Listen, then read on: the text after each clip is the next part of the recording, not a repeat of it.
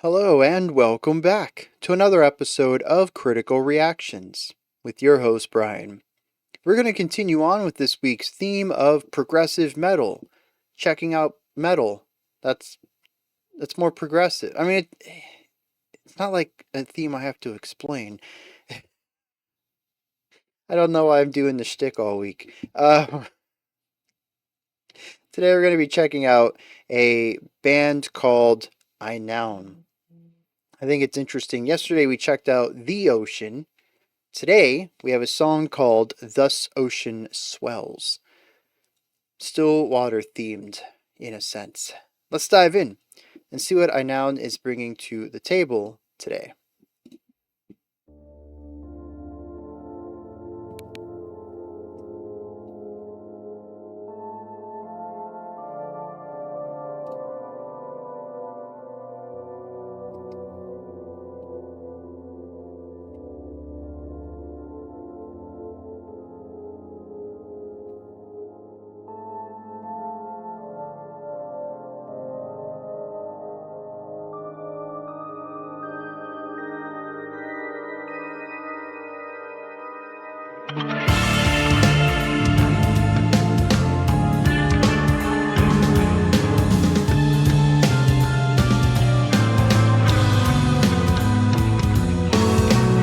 That bass line though, the drum accents and flourishes.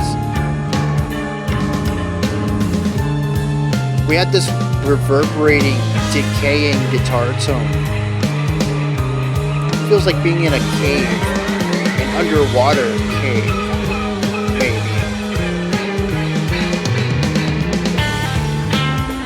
Oh!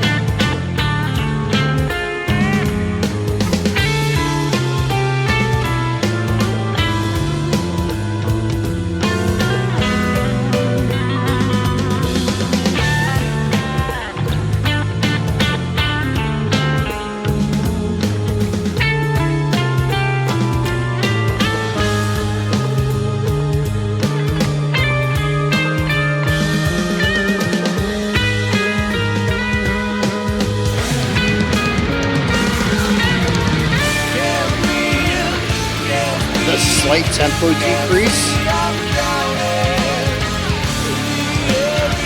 What is that clicking?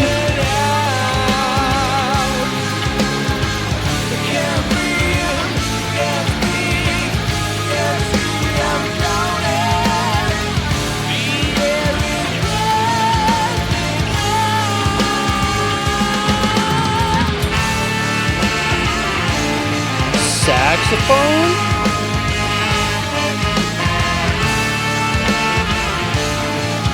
Okay.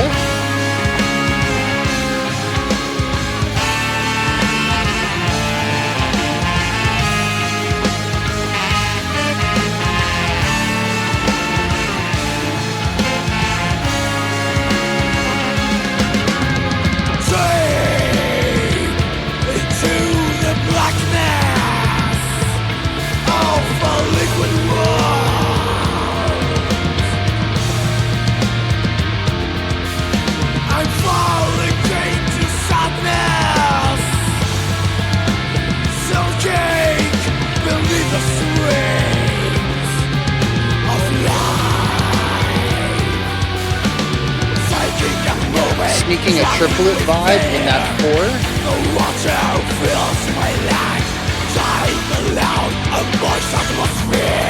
A lot of presence on the vocals too.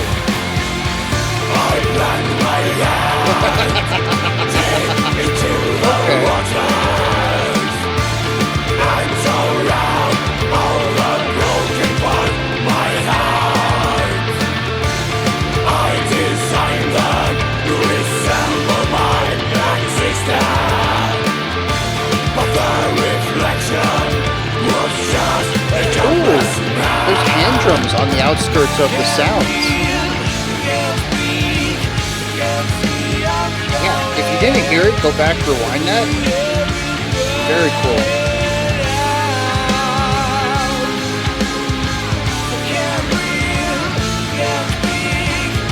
The bass kick syncopation is so simple but so effective at making this groovy.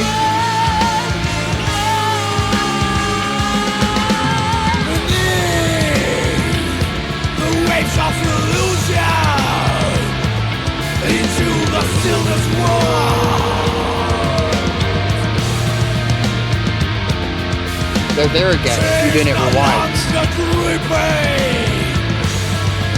The sirens forgot the hours of life. Taking and moving, struggling with fear.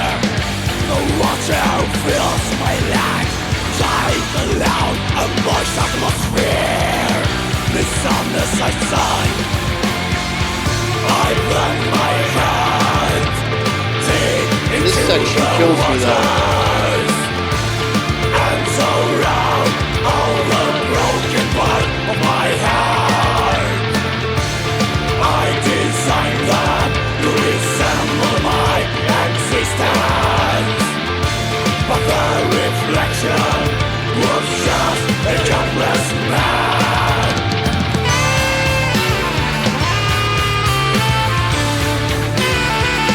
Very great bells in this section too.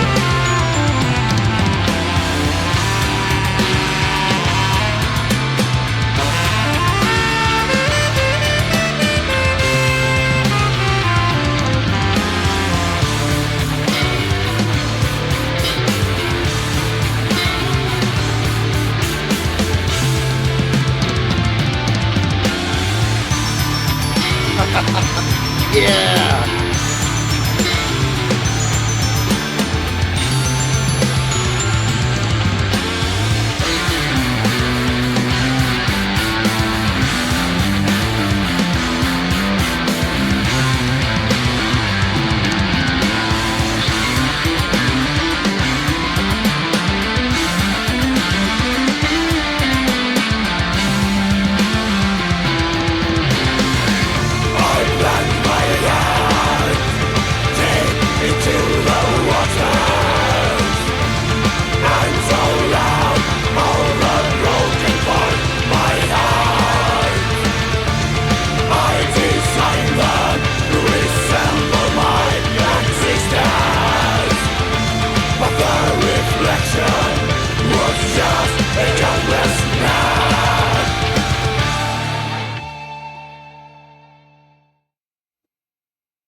Very cool.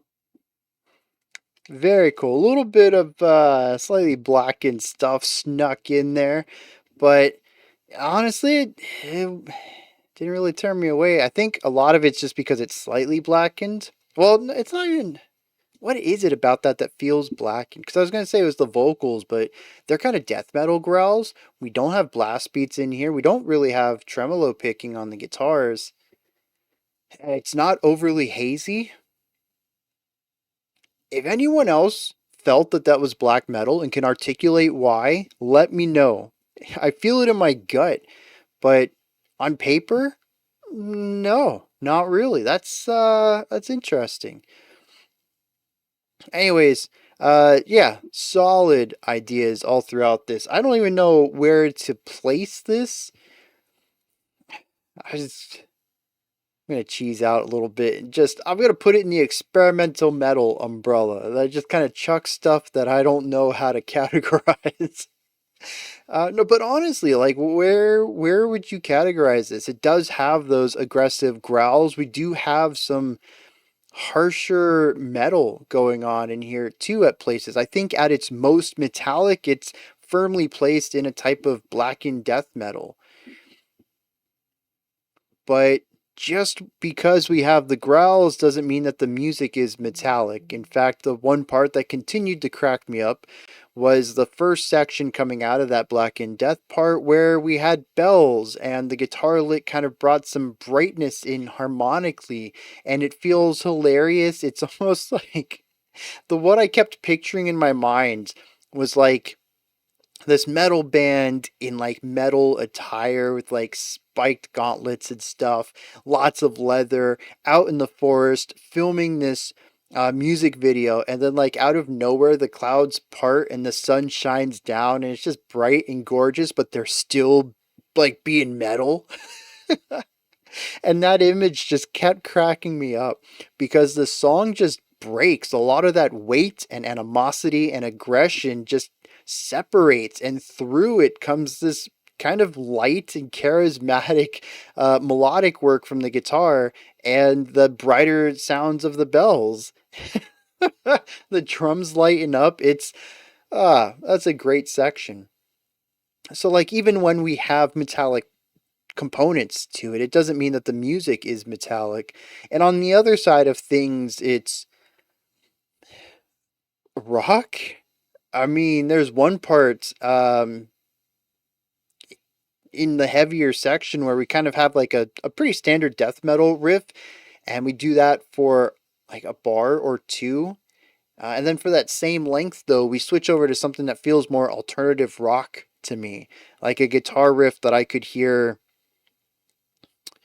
Man, I had a band in my mind too, and I can't. That's a shame.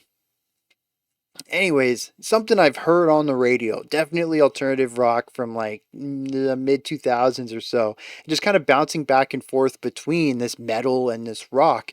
And, I haven't even touched on any of the lighter stuff going on here either. The first few minutes of this song are gorgeous. We consistently come back to clean vocals with lighter guitar tones, lighter guitar riffs, bass lead, lighter drum ideas that focus more on flourish than driving percussion.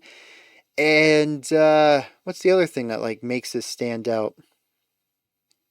Oh yeah, like lighter instruments.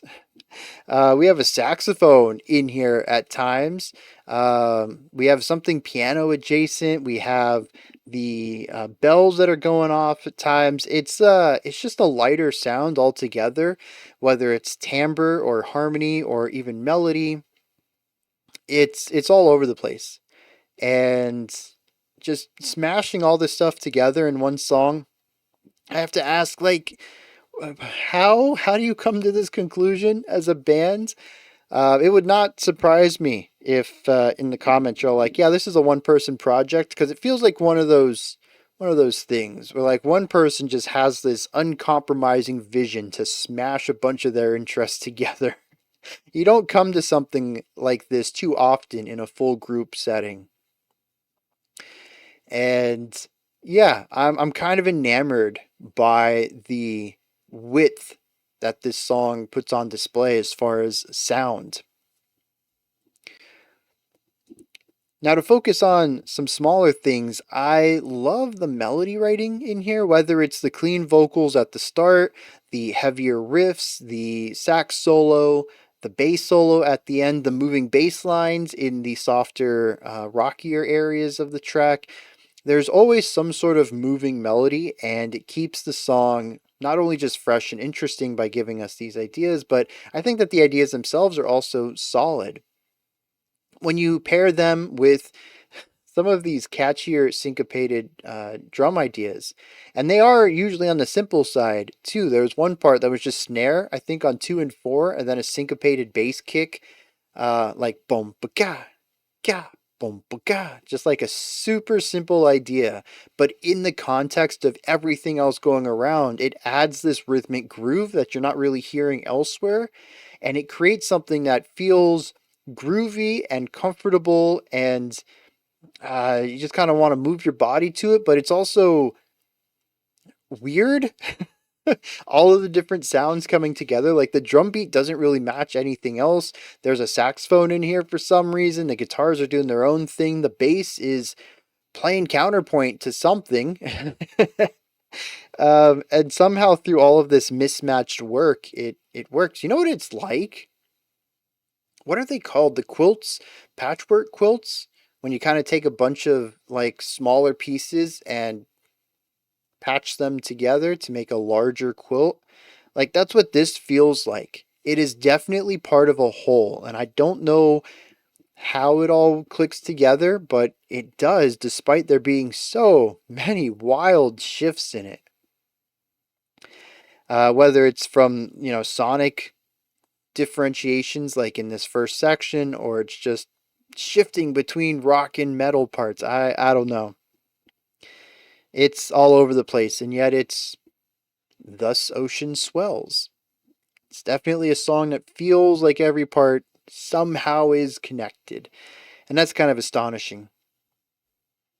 Now, there's a lot of skill on display here as well. I'm not going to be able to tell you what this song is doing emotionally. I did not have a narrative on this. This was a roller coaster ride, and it was my first time on it. And I'm just here for being whipped around and being flipped upside down. I don't understand how it works, why it works, what it's trying to do. It is a series of wildly different concepts.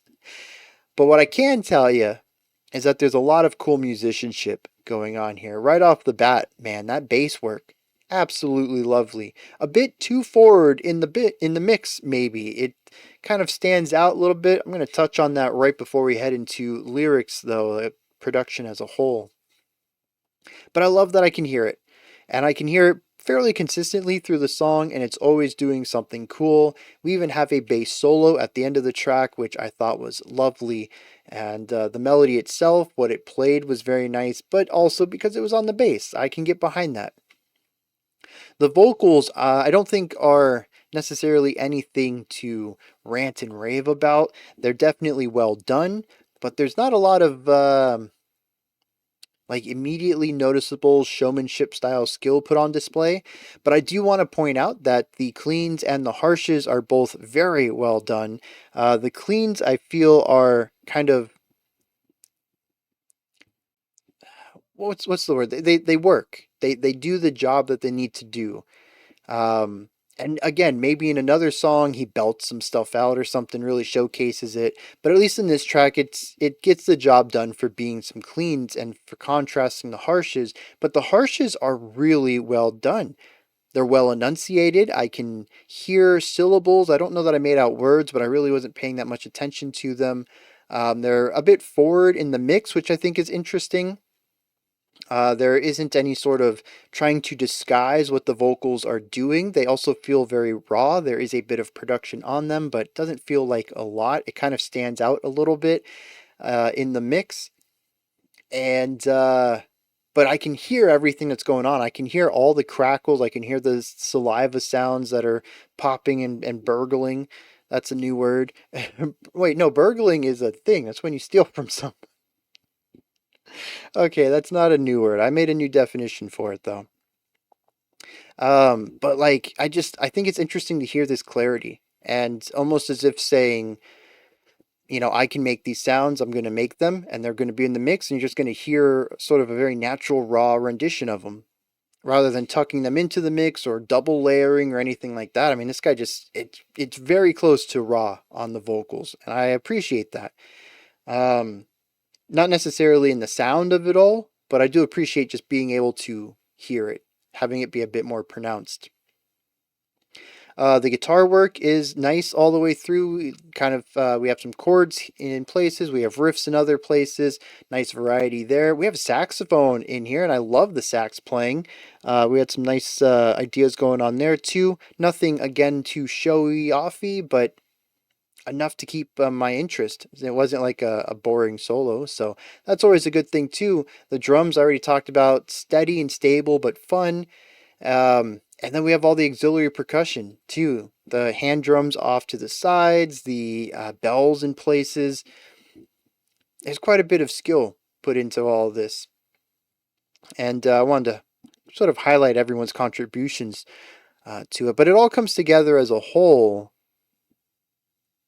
and then is produced to capture a specific vibe. And I think this is its weakest spot is the production. It is consistently unbalanced in a way that I think is generally fine but stands out a lot to me as someone who listens to a lot of music that and most of it tends to be a bit more balanced of a mix. I think if you listen to a lot of lo-fi metal or I don't know, more underground, indie stuff that's maybe self produced. This probably doesn't sound as bad to you, but I listen to a lot of big name bands and highly produced pop music and stuff like that. So I'm used to a very high quality production, and this is a little rough around the edges. There's constantly instruments that feel too loud in the mix. Some of the instruments feel like they're not mixed in the same way.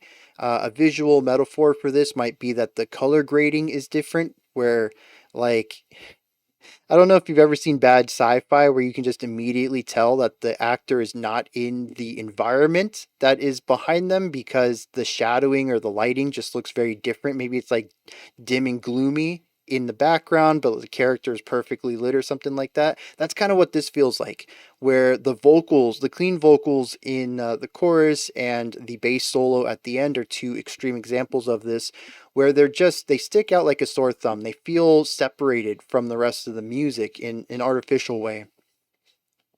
It could be entirely done for effect. When it comes to experimental music like this, all bets are off. I can't really rely on what anyone else does in order to sort of find like a hypothesis of intent.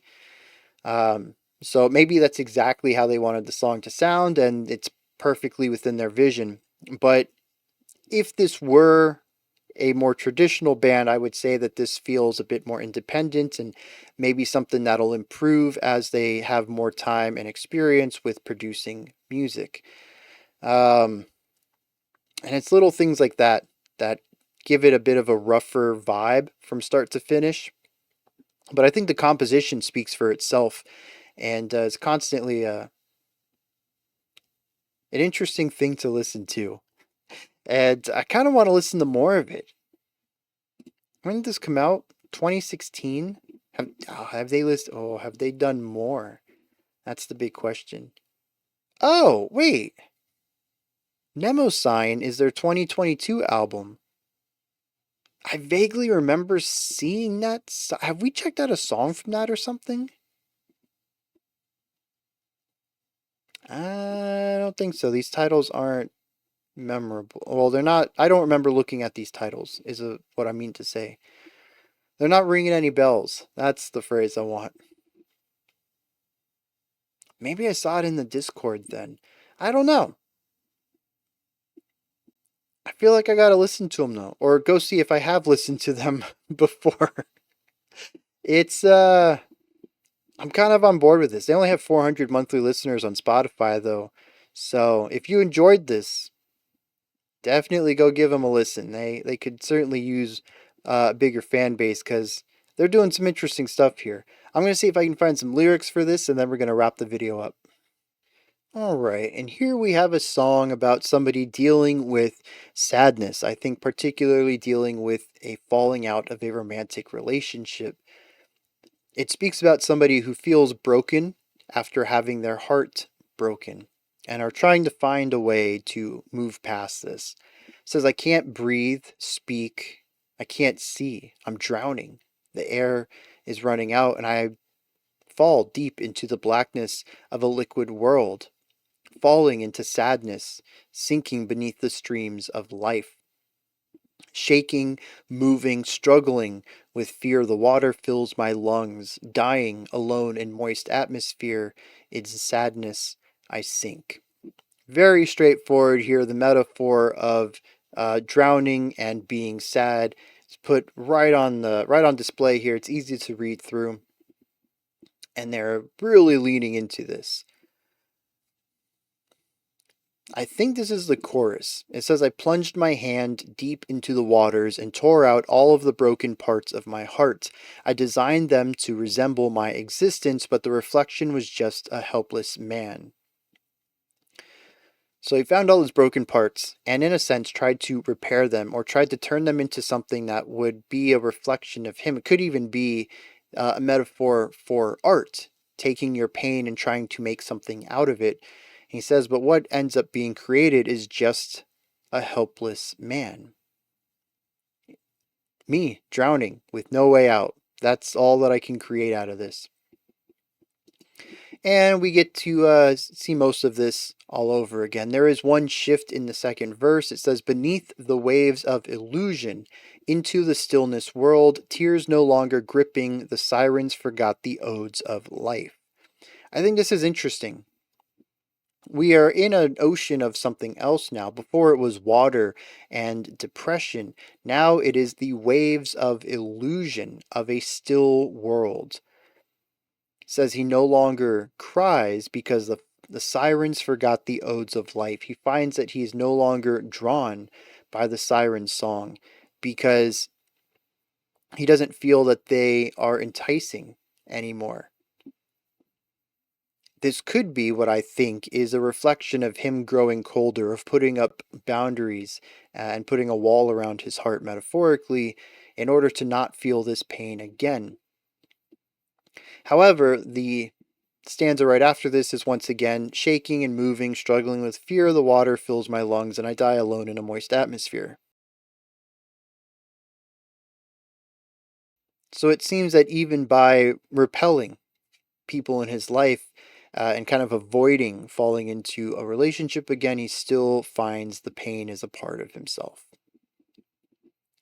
Now, the music didn't tell me anything about heartbreak at all. So I kind of want to listen to it again with this in mind and see if I can't find anything from that perspective. Because the idea here isn't necessarily that the song didn't tell me that, it's just that I didn't interpret these elements in the music. And the way that I find emotion in music is typically based on what other people in the past have done to ascribe those same feelings. We kind of have a standard language of music that is, especially in the Western world, been crafted through hundreds of years of linguistic changes in what music does and how specific sounds relate to specific feelings. And we sort of refine this down. It's ever growing, ever changing, just like any language is, but it's all built on the ideas of the past. If you're going to make experimental music, you're necessarily using a different dialect or a different language within the realm of music. And so sometimes what you're going to try to convey isn't going to be understood by those who only understand the more mainstream dialect. And so that could be what's happening here, where maybe this definitely is a song that feels like sorrow. It's just told in a way that I don't understand yet. And it's something that I could learn, but I would have to engage more with their writing to see how they convey information through their music. Because that's the thing with a lot of experimental music, regardless of genre, is that they're all kind of building their own language. And so it's going to take time to learn how to understand every band individually. Whereas most mainstream music, you can pick it up through exposure to all sorts of different types of genres or artists or all that, because they're all speaking the same language. All right. So, anyways, those are my thoughts on Aenaon's Thus Ocean Swells. What did you think of this track, though? Is there anything that stood out to you? Anything that you would like to add on to what I said or correct me on? Maybe you have your own thoughts or opinions or interpretation of this track. Please put all of that and any other thoughts you have down in the comments section. Above that, in the description box, you'll find a link to Linktree. It takes you here. You can find links to my music, ways to support the channel, a link to the Discord server, and so much more. Above that, if you could, like, subscribe, and ring the bell. I greatly appreciate all three of those. All right, that wraps it up for today, but I'll be back tomorrow, 5 p.m. Eastern Standard Time, 9 p.m. UTC, with our final track for this week's theme.